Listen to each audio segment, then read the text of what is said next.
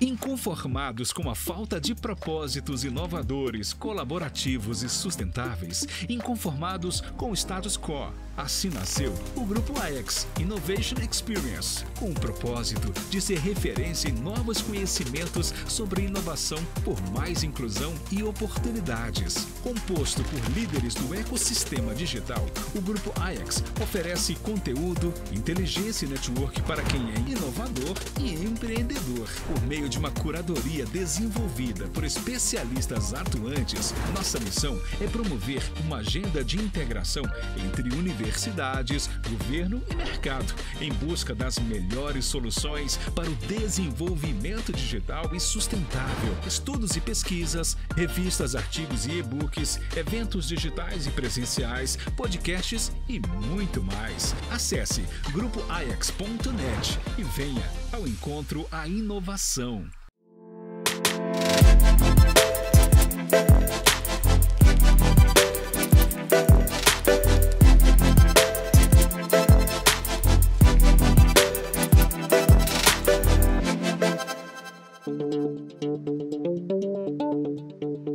Olá, eu sou o Caio Megali, economista-chefe da XP, e estou aqui hoje com vocês para falar um pouco de cenário econômico do Brasil para esse final de ano e para o ano que vem.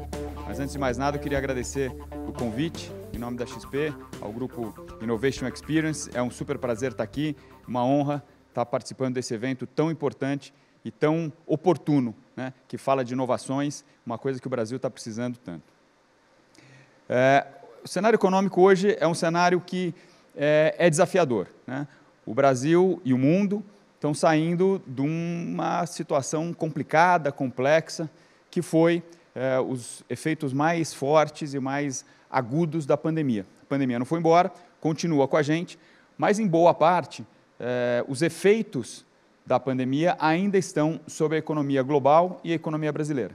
A minha ideia hoje aqui com vocês é falar primeiro um pouco sobre o cenário internacional, como é que o mundo vem influenciando o Brasil esse ano e vai nos afetar no ano que vem, e a partir dali trazer a conversa aqui para o Brasil para discutir quais são as perspectivas para o ano que vem, que tende a ser um ano volátil, né? Tende a ser um ano nervoso, é um ano eleitoral.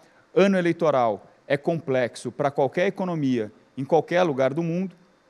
A gente viu isso nos Estados Unidos, né?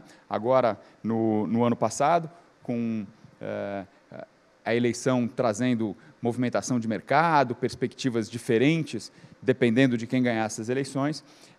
E aqui no Brasil, isso tradicionalmente é assim e tende a ser ainda mais nesse ciclo, que tende a ser, como eu falei, um ciclo com instabilidade e incerteza, porque ainda estamos sobre os efeitos da pandemia. Mas deixa eu começar então com a parte no cenário internacional, né? O Brasil, quer dizer, o mundo, na nossa visão, está entrando no que seria a terceira fase da era Covid, digamos assim, né? A primeira fase foi aquele momento em que a economia global sentiu fortemente, foi pega de surpresa, né, pelo impacto da pandemia, né? Nós tivemos aqueles fechamentos de praticamente todos os países, né, ruas vazias, comércio fechado, uma incerteza muito grande de quanto tempo ia durar aquele problema. E, ao mesmo tempo, os governos, de forma geral, se organizando e tentando entender como reagir àquela crise, né? Como reagir àquela situação. Não era uma crise tradicional, né? Tradicionalmente, uma crise leva o governo a estimular a economia, fazer com que as pessoas vão para a rua, consumam. Não era o caso, né? Precisava-se de programas que permitissem com que as pessoas ficassem em casa, com que as empresas fechassem e, mesmo assim, o tecido econômico não parasse de funcionar, né? E aí vieram aqueles programas enormes de transferência de renda, transferência de dinheiro mesmo para as pessoas, ajuda para as empresas não demitirem seus funcionários, facilitação do crédito, né, queda de taxa de juros. Os governos, de forma geral, se coordenaram e colocaram um caminhão de recursos nas economias. E aí a gente saiu dessa primeira fase de muita incerteza, quedas fortes de PIB global, né, e governos tentando reagir, para uma segunda fase que começa lá por meados do ano passado, em que de forma geral, os setores da economia foram se habituando com essa situação de distanciamento social, claro, nem todos, né?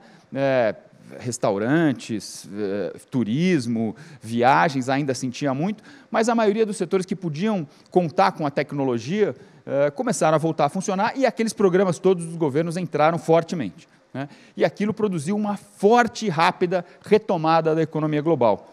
Foi lá por meados do ano passado e durou mais ou menos até meados desse ano. É um crescimento que nos Estados Unidos foi da ordem de 6%, 7%, na China chegando perto de 10%, né? E meio que sem restrições, porque como a primeira fase da pandemia tinha gerado muita ociosidade na economia de forma geral, o crescimento, né, o estímulo da demanda, ele aconteceu meio que sem gargalos, né, sem restrições. E foi um período muito favorável da economia global, inclusive para o Brasil, né? Crescimento forte, juros baixos e preços de matérias-primas, petróleo, minério de ferro, gás natural, grãos, subindo, o que nos beneficia, porque nós aqui na América Latina e no Brasil em particular, produzimos muitos desses produtos. Então, quando o mundo valoriza esses produtos, a gente acaba ganhando também, né? Então, foi um período ali em que o Brasil foi impulsionado pela retomada forte da economia global, né? E a gente sentiu isso muito neste ano. Esse ano foi um ano bom para a economia brasileira, em termos de atividade econômica, em termos de demanda, e em parte disso, parte disso, foi por conta dessa retomada muito forte, com juros baixos lá no cenário internacional. Só que, enfim, quando aqueles programas todos foram colocados em prática, a gente sabia, né, e eu, antes de vir para a XP, eu estava no governo e participei um pouco da elaboração desses programas, né, das discussões, a gente sabia que, assim, cedo ou tarde, um impulso muito forte na demanda vai acabar gerando pressões de preço, pressões inflacionárias, né? Não era a preocupação lá em meados do ano passado, não foi a preocupação por um bom tempo, só que agora a gente começa a sentir os efeitos mais claros das restrições globais. A demanda continua forte, os estímulos continuam aí, né, bem ou mal, a taxa de juros nos Estados Unidos continua em zero, o governo está tentando aprovar mais um pacote de estímulos econômicos, a taxa de juros continua zero na Europa, continua zero na China, ou seja, ainda há estímulos na economia, mas a gente começa a sentir gargalos, né? Os gargalos começam a aparecer. Como é que a gente percebe isso? Primeiro, preços de energia começam a subir muito. O petróleo passou de $85 o barril, preço de gás natural na Europa triplicou esse ano, começou a faltar carvão na China, começou a ficar mais caro a energia elétrica também em países emergentes, porque a demanda está muito forte e a oferta não consegue acompanhar. A oferta ainda sente os efeitos restritivos da pandemia, né? Um outro efeito importante são as cadeias de semicondutores, né?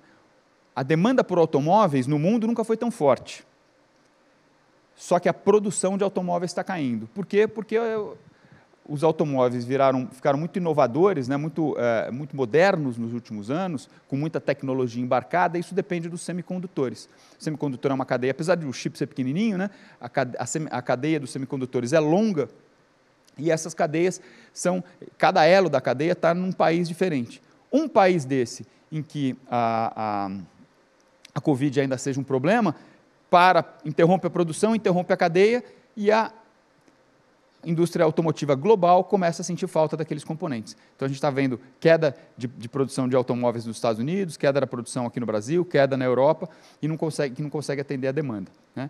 E ainda outros fatores interessantes e preocupantes no curto prazo, né? O comércio mundial voltou a crescer rapidamente, com a retomada da economia e a reabertura pós-pandemia em vários países.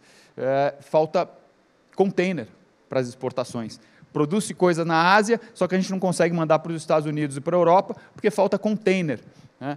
Os portos não estão dando conta da quantidade de navios, né? Tem uma fila longa de navios. Então, essa terceira fase, né? A primeira fase foi aquela fase da queda forte do PIB global, a segunda fase é a retomada muito forte, meio que sem restrições, a terceira fase agora é a fase que a gente está batendo no muro, os custos de produção sobem, e nós vamos ter que pisar no freio. Nós, eu digo, o mundo vai ter que pisar no freio. E pisar no freio significa bancos centrais começando a subir taxa de juros, revertendo os estímulos, né, e dando uma esfriada na economia global para rebalancear esse tema da oferta e da demanda. Isso é necessariamente um problema? Não. O mundo se normalizou, a gente tem que normalizar os níveis de estímulos, né, e diminuir essas pressões inflacionárias. Mas pousar a economia global é complexa, né? Você não tem uma cabine de controle aqui que você aperta 2 botões e consegue fazer o carro entrar na garagem ou o avião pousar no aeroporto. O mundo é muito diversificado, países muito diferentes, então esse processo de pouso pode ser turbulento. E normalmente, quando bancos centrais, especialmente dos Estados Unidos e da Europa, se mexem para subir juros, no mínimo os mercados emergentes balançam. Bolsa no Brasil balança, taxa de câmbio da América Latina balança, bolsa na Ásia balança, e isso deve acontecer ao longo de 2022. Então, esse é o primeiro componente das incertezas, né, que nós vamos ter para o ano que vem. Esse componente da economia global, que deixa de ser inequivocamente favorável para o Brasil e passa a entrar num processo de acomodação e ajustes, com pressões inflacionárias e restrições de oferta de um lado, né, e necessidade de desaceleração e de pisada no freio do outro. E como é que o Brasil está neste processo? Como é que o Brasil se encaixa nessa tendência? O Brasil também surpreendeu o crescimento econômico esse ano. No início de 2021, a nossa projeção de crescimento do PIB na XP era de 3,5%. Tinham casas no mercado que previam um crescimento abaixo de 3%. Erramos todos, vai ser perto de 5%. Boa parte porque o mundo ajudou e boa parte também porque o processo de reabertura de vacinação acabou funcionando, apesar de um início meio turbulento e incerto, acabou funcionando, nós avançamos bem, a economia está chegando perto do normal agora no final do ano, né? Os estímulos aqui também foram muito fortes, né? Acho que quem trabalha com demanda, com consumidor, sentiu ao longo desse ano todo uma demanda muito aquecida, uma demanda muito forte. Isso, né, esses 3 fatores, né, o mundo melhorando, a gente conseguindo vencer a Covid os estímulos de demanda fizeram com que o PIB crescesse muito mais. Muito provavelmente o PIB esse ano vai crescer entre 5% e 5,5% e não entre os 3%, 3,5% que se previa lá no início do ano. Então, primeiro ponto importante aqui, né, a gente conseguiu pegar carona nessa retomada global, conseguimos, de novo, apesar de algumas incertezas, virar a curva aqui da Covid, reabrir a economia, e pelo lado do crescimento, a foto é boa. A foto do país hoje é boa. Isso ajuda também na arrecadação de impostos, que acaba crescendo, melhora a dinâmica das contas públicas no curto prazo, né, e dá um alívio, né, com relação àquelas incertezas todas que tínhamos no início do ano. Outro alívio importante que veio, agora mais recente, foi com relação a risco energético, né? A gente sabe que o Brasil depende muito de chuvas para produzir sua energia elétrica. Choveu muito pouco no último período chuvoso, que foi lá de setembro do ano passado até maio desse ano, foi o período mais seco em 90 anos, né? A energia elétrica ficou um problema. Começou-se a discutir racionamento, né? Será que a gente vai entrar num quadro parecido com 2001, níveis de reservatórios muito baixos, tal? Tudo dependia deste período chuvoso que começou no mês passado, e começou bem, né? O ritmo de chuvas foi, de certa forma, melhor do que o esperado. E com isso, esse risco, né, o custo de energia subiu, mas pelo menos o risco de racionamento deu uma diminuída, esse é um outro alívio. Agora, se é verdade que o crescimento surpreendeu para cima, também é verdade que a inflação surpreendeu, e surpreendeu até mais do que o crescimento, né? Nós projetávamos no início desse ano inflação para 2021 em torno de 4%. Né? A média do mercado estava aí também, né? É próximo da meta do Banco Central. O Banco Central tem uma meta de inflação de 3,75%, a gente achava que a inflação ia ficar por ali. Agora, nós vamos fechar o ano com inflação de quase 10%. é bem mais alta, mais do que o dobro do que se previa inicialmente. Por que a inflação está tão alta? Primeiro, também porque nós estamos aqui experimentando aquelas restrições e aquelas altas de custo de produção que estão acontecendo lá fora, né? Gasolina, insumos, materiais de construção, ferro, alimentos, estão subindo no mundo inteiro e aqui também, né? Esse é o primeiro fator. O segundo fator é que a taxa de câmbio no Brasil se depreciou muito com a pandemia. A gente saiu de R$ 4,00 por dólar para bater perto de 5,80 no pico ali em junho do ano passado. As outras moedas do mundo também se desvalorizaram naquela primeira fase mais preocupante da pandemia para a economia, mas depois elas voltaram, né? Quando o mundo se normalizou, as taxas de câmbio voltaram para perto do patamar pré-pandemia. O nosso patamar pré-pandemia, de novo, é R$ 4,00 por dólar. Então, a gente poderia estar com câmbio hoje entre R$ 4,40, R$ 4,50, por ali. E a verdade é que nós estamos com uma taxa de câmbio a mais de 5,5, 5,60, 5,70, muito volátil, né? Câmbio mais depreciado significa que aquela inflação global vem aqui para dentro turbinada, né? Porque não só os custos estão subindo em dólar, como em reais sobe pela depreciação da taxa de câmbio. Então, esse é o segundo fator de impulso da inflação. E o terceiro é aquilo, como o que beneficiou o PIB, também pressiona a inflação, a demanda muito forte, né? Consumo voltando rapidamente, os setores reabrindo. Setores reabrindo significa recuperação de margem. Se tem demanda final, essa recuperação é possível. Então, a gente vê primeiro a inflação de alimentos subindo, depois a inflação de bens duráveis e agora, mais recentemente, a inflação de serviços. A inflação está ficando espalhada pela economia, né? Então, aqui, como lá fora, a gente sai do período de retomada e alívio para um período de se preocupar com essa alta de inflação. Porque se a gente não der conta de controlar a inflação, e nós brasileiros conhecemos essa história, né?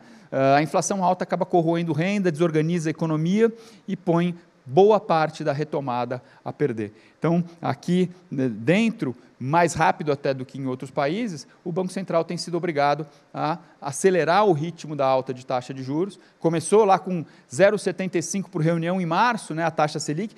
A Selic estava em 2, era muito baixa, começou a subir. Lá por junho, julho, acelerou de 0,75 por reunião para 1 ponto percentual por reunião, e mais recentemente agora 1,5 ponto, né? A nossa projeção é que a Selic chegue perto de 11% esse ano. Saímos de 2%, vai chegar em 11%, não esse ano, na verdade, no primeiro trimestre do ano que vem. 11%, considerando uma inflação em torno de 5%, a gente acha que a inflação vai desacelerar. Nós estamos falando de uma taxa de juros real, ou seja, juros acima da inflação, de 6%. Essa mesma taxa era 0 no início do ano, ou seja, uma virada forte de condições monetárias, né, de condições de crédito, para dar uma pisada no freio e tentar trazer, dar esse freio de arrumação e tentar trazer a inflação para baixo. Tem gente no mercado que acha que o Banco Central pode ir até mais, 11,5%, 12%, é possível, vai depender da evolução agora no curto prazo desses riscos inflacionários que eu mencionei e de um outro problema que apareceu mais recentemente. Lembra que eu disse que a retomada da economia traz arrecadação de impostos e deu uma melhoradinha na questão das contas públicas, né, na incerteza com relação às contas públicas. Mas o problema é o seguinte, mesmo com essa melhora, o Brasil continua sendo um dos países mais endividados do mundo e continua rodando no vermelho, né? A gente está arrecadando mais, mas a gente continua gastando mais do que a gente arrecada. Com gastos acelerados, dívida alta, a incerteza na economia fica maior, né? O Brasil, como roda no vermelho, precisa pedir dinheiro emprestado quase toda semana para se financiar. Se nós não sinalizarmos aos mercados, né, e os mercados são todos os poupadores da economia, né, todo mundo que compra título público, que esses títulos vão ser saudáveis ao longo do tempo, as taxas de juros vão subir e vai ter estresse no mercado. Vinha funcionando bem, só que no momento em que vem a sinalização de que, olha, nós queremos gastar mais no ano que vem, que é um ano eleitoral, um ano confuso, quero gastar mais, e vou mudar a regra do teto de gastos, que é uma regra que dá uma segurança de que a dívida não vai explodir. né, vou mudar essa regra para gastar mais, aí a taxa de câmbio sofre, os mercados se estressam mais, a bolsa cai, que foi o que a gente assistiu nas últimas 2 ou 3 semanas. Né? E essa é uma incerteza que põe mais peso no Banco Central, porque se o fiscal, né, se as contas públicas não vão estar tão organizadas, se a gente vai ter mais gastos, se nós vamos ser mais expansionistas do lado fiscal, muito provavelmente do lado monetário, ou seja, do lado da taxa de juros, o Banco Central talvez tenha que pisar mais forte no freio, é mais ou menos essa discussão. Né? Essa sopa toda, esse caldo todo, sugere o seguinte: 2022 vai ser um ano carregado, né? Vai ser um ano que lá fora o mundo está desacelerando, com alta de custos, e aqui dentro as incertezas fiscais, a incerteza política natural de um processo eleitoral, e mais esse movimento de alta significativa de taxa de juros pelo Banco Central, que tem chacoalhado os mercados ali, fazem aumentar a incerteza e nos sugere uma desaceleração mais forte da economia. Nós hoje projetamos, vamos sair de um crescimento de 5% esse ano para um crescimento perto de 1% no ano que vem, 0,8%, mais especificamente é a nossa projeção. Tem gente no mercado que acha que vai ser até PIB negativo, eu acho que não, eu acho que a gente ainda vai se beneficiar desse processo de reabertura da economia por mais algum tempo. O nosso PIB agrícola deve ser muito bom para o ano que vem, né? Então é uma outra razão para nós acreditarmos que a queda do PIB não vai ser tão significativa, mas muito provavelmente aquela puxada da demanda, a força do consumo, o investimento, né, das empresas, que foi muito forte até agora, vai ficar um pouco chacoalhado, não só, né, pela alta de taxa de juros, mas pela incerteza meio que geral desse processo de movimentações políticas. O tema atual agora é a discussão da PEC dos precatórios no Congresso. Por que essa PEC é importante? Porque sem essa PEC a gente não consegue saber como é que vai ser o orçamento do ano que vem. Lembra que eu falei que o Brasil é um país endividado e precisa sinalizar para para quem lhe empresta dinheiro, que ao fim e ao cabo somos todos nós, que ele é um país que vai se organizar financeiramente? Nós já estamos aqui avançando em novembro e tem uma discussão constitucional para saber como é que vai ser o orçamento de um ano que começa daqui 2 meses. Então, esse tipo de incerteza, de fato, faz com que a cautela aumente e nos sugira um ano desafiador para frente. Mas, para além desse tema da conjuntura econômica, eu queria falar um pouquinho aqui, mais nesse final da minha conversa, sobre perspectivas de mais longo prazo. Para além de 2022, que, como eu falei, vai ser um ano desafiador, como é que o Brasil está se preparando para a próxima década? E aí, eu acho que nós temos notícias boas e notícias ruins no horizonte. As notícias ruins são as de sempre, né? O Brasil ainda é um país que tem uma dificuldade muito grande na sua infraestrutura, uma dificuldade muito grande no seu ambiente de fazer negócios. Não conseguimos avançar com a reforma tributária, não conseguimos avançar com a reforma administrativa. Acho que esse vai ser um grande desafio para o próximo governo. E talvez o que mais preocupe nesse tema seja o tema da educação, né? Você tem um fator que é decisivo para promover a retomada da economia e para fazer com que o crescimento de longo prazo seja forte, é o capital humano, né? E acho que nesse quesito o Brasil tem patinado. Em compensação, tivemos reformas e avanços muito importantes, que eu acho que vão também ajudando a fazer com que, para além dessa nuvem carregada que a gente espera para o ano que vem, o processo de médio prazo no Brasil seja um processo de retomada sustentável. Primeiro fizemos a reforma da Previdência, né, que tende a balancear melhor o orçamento público para frente. Fizemos algumas mudanças em marcos legais muito relevantes, principalmente com relação ao saneamento, mas também estamos avançando com ferrovias, cabotagem, as concessões, né? Essa semana vai ser uma semana de leilões importantes, de novos leilões importantes. Fizemos o leilão do 5G, e eu tive a oportunidade, quando estive no governo, de trabalhar muito perto dessa questão da inovação, da tecnologia, e é muito interessante essa questão do 5G, quando a gente vê historicamente os países e as empresas, a cada novo G, né, quando sai do 2G para o 3G, do 3G para o 4G, como são tecnologias disruptivas, dá uma reembaralhada. Né? Os países líderes mudam, as empresas líderes mudam, porque é uma oportunidade meio que de todo mundo fazer o que os americanos chamam de leapfrogging, né? Você pular etapas e ir lá para frente no processo. Eu acho que o Brasil tem uma oportunidade boa, né, de conseguir, com o 5G, avançar no tema da conectividade e da economia 4.0, né, e, de fato, sair dessa armadilha de produtividade que a gente vem vendo há tanto tempo. E outras iniciativas relevantes, né? Iniciativas de digitalização no governo e fora dele. Teve a Lei da Liberdade Econômica, que aumentou muito, né? Primeiro a Lei da Liberdade Econômica, depois, agora mais recentemente, uma MP do Custo Brasil, que ajudou a trazer algumas incertezas para baixo. Eu acho que o Brasil está avançando, né?